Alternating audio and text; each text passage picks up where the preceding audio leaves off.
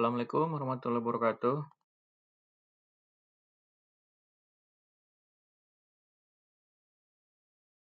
Baik, kita lanjut ya untuk ke pertemuan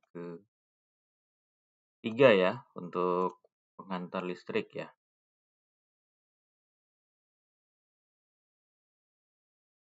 Baik, PowerPoint-nya sudah bisa terlihat.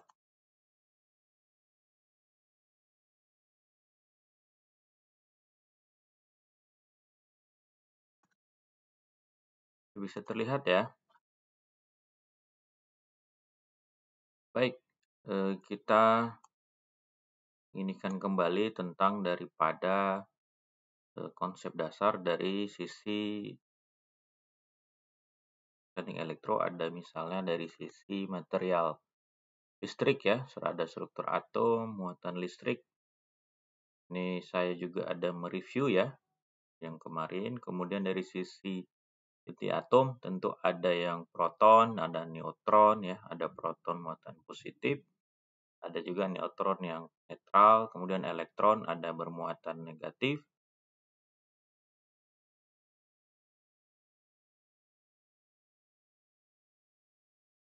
Nah, kalau bersifat konduktor berarti itu mudah melepaskan elektron, sedangkan isolator dia sulit untuk melepaskan elektron.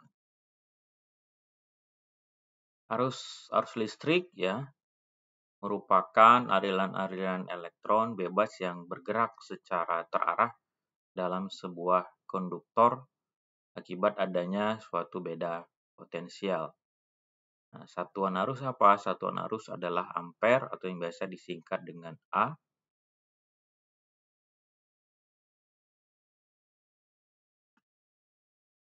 Kemudian dari sisi beda potensial atau tegangan ya, biasa disingkat dengan satuannya volt atau V, di mana gaya pendorong menyebabkan elektron bergerak menciptakan arus listrik ya.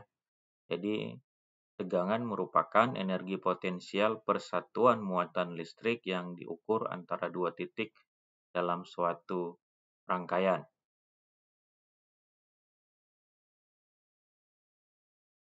Kemudian dari sisi hukum Ohm ya, hukum Ohm itu menyatakan bahwa arus listrik yang mengalir melalui konduktor antara dua titik itu berbanding lurus dengan tegangan di antara kedua titik tersebut dan berbanding terbalik dengan hambatan konduktor.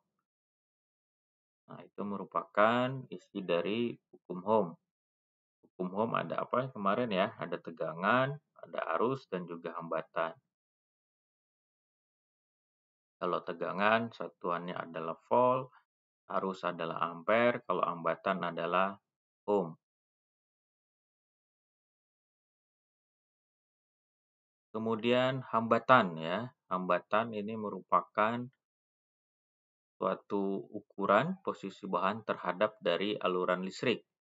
Jadi hambatan listrik ini biasanya sangat tergantung pada sifat fisik dan dimensi dari penghantar itu sendiri. Misalnya dari sisi tipe bahannya, panjang penghantar, luas penampang, kemudian juga daripada suhu.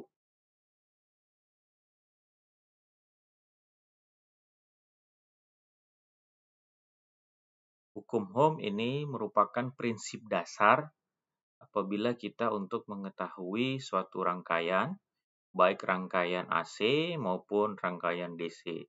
Jadi hukum Ohm ini merupakan dasar pondasi landasan kita untuk mengetahui hukum-hukum kelistrikan untuk pengembangannya. Jadi dasar hukum kelistrikan adalah hukum Ohm. Setelah hukum Ohm nanti ada perkembangannya pada hukum Kirchhoff, ini lebih kompleks lagi.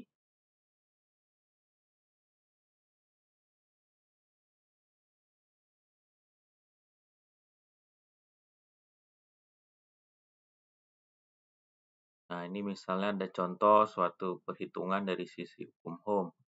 Apabila ada suatu resistor misalnya bertahanan 10 ohm, kemudian dialiri arus 2 ampere.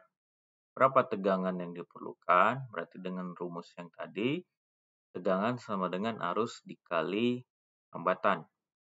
Berarti I kali R sama dengan 2 ampere dikali 10 ohm sama dengan 20 volt. Kemudian, jika tegangannya 12 volt dan hambatannya 4 ohm, berapa arusnya? Arus berarti tegangan dibagi dengan hambatan. Tegangannya 12 volt dibagi dengan 4 ohm sama dengan 3 ampere. Sampai sini ada yang mau ditanyakan ya? Kita review, kemudian tadi ada terkait dari sisi latihan. Sambil menunggu ada pertanyaan, aktifkan videonya, saya mau ambil absensi record ya.